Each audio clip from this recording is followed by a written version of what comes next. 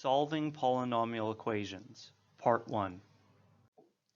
A polynomial equation is just an equation that has only polynomial expressions related by an equal sign. So for example, a common type of polynomial expression might look like this. 3x squared plus 15x minus 2 equals 4x minus 11. There's a relation of an equal sign, but on each side of that equal sign is only polynomial expressions. A quadratic equation is a polynomial equation where the highest degree is 2. So that means you only have a term with a power or an exponent of 2.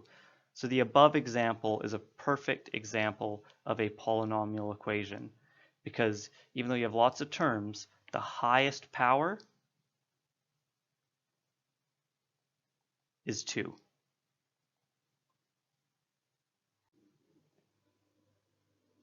So now we can use all of those skills that we learned for factoring and apply those skills to help us solve polynomial equations, in particular quadratic equations. So for example, we see that we have this equation here, x squared plus 5x plus 6 equals 0. Well, we can solve that by factoring and applying the zero product property.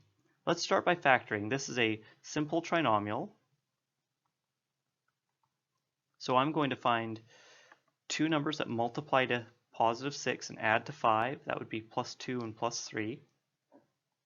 And so this equation becomes this equation becomes factored x plus 2 times x plus 3 equals 0. So all I've done is factored that polynomial expression, and now all of a sudden I have two things times each other is equal to 0. And the zero product rule tells me that either x plus 2 equals 0 or x plus 3 equals 0. And simplifying each of those equations, I get x equals negative 2 or x equals negative 3. Another way to write solutions like this is you can write x equals negative 2 comma negative 3. That's a perfectly good way to write a solution when you have multiple values of x that solve the problem. We might also have to rearrange an equation so that it can be solved. So to solve a question like this, we need one side to be equal to 0. Right now we have two things multiplied by each other, n times n plus 1, but they're equal to 42, and there's no 42 product rule. There's a ton of stuff that equals 42. You could do 1 times 42. You could do 7 times 6. You could do 21 times 2. So that there's just no rule that helps us solve this equation. So in order to solve it, what we do is we actually expand the left-hand side. N times n is equal to n squared, and n times 1 is equal to n. That's equal to 42. And now I take 42 off each side to move it over to the left-hand side with my other variables. Now I have a polynomial expression, a polynomial equation with 0 on the right-hand side, so that's good. Now I just go ahead and factor, and this is another simple trinomial, so I'm looking for factors of negative 42 that add, so let's use 7 and 6, and if I go plus 7, negative 6, I get plus 1. So this would be n plus 7 times n minus 6 equals 0. So either n plus 7 equals 0, which means n equals negative 7, or n minus 6 equals 0, which means n equals positive 6. And so there's my solution there.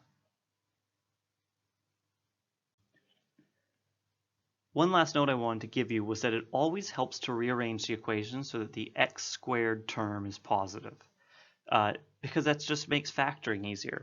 So when I look at this equation, I could very easily go minus 2y squared to each side, but then my leading term, my squared term, would be negative.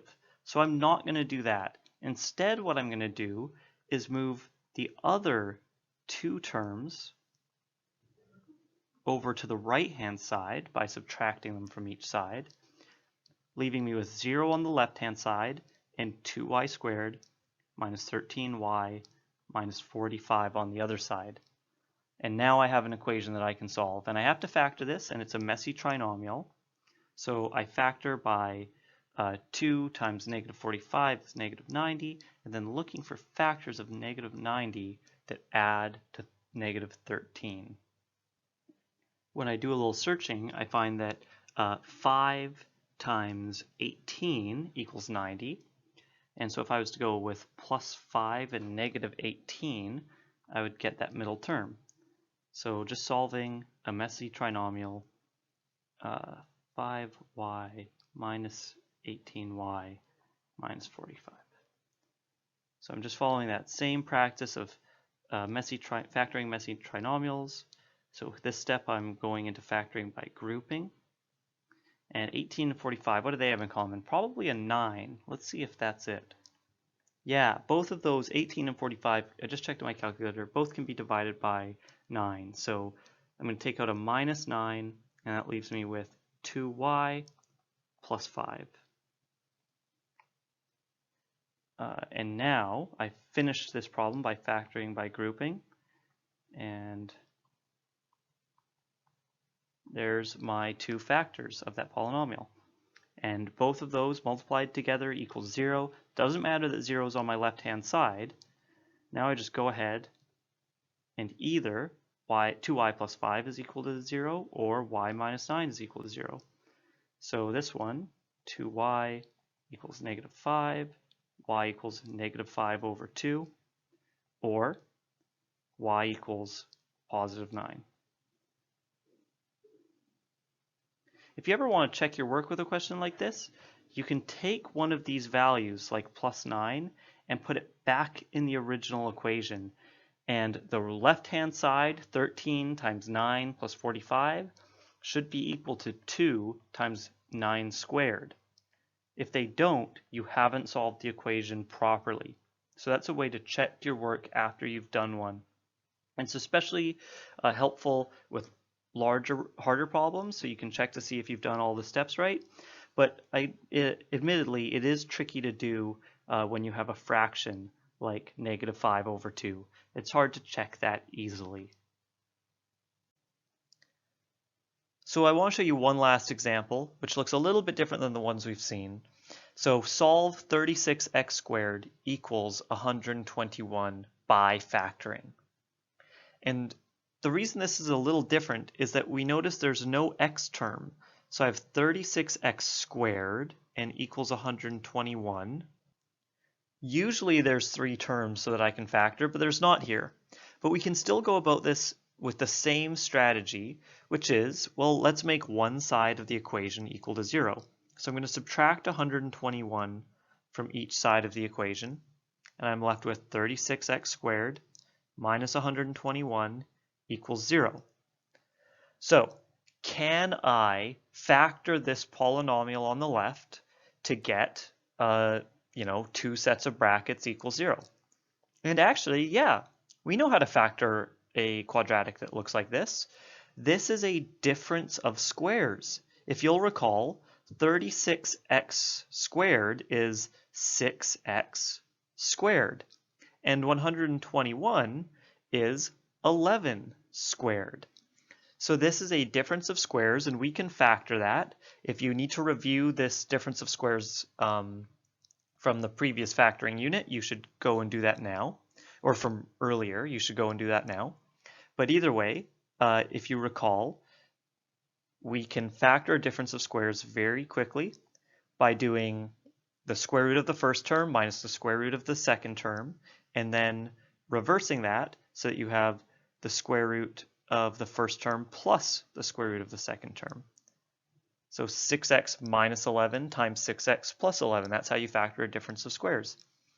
And now we can go ahead and solve this, because either 6x minus 11 is equal to 0, or 6x plus 11 is equal to 0.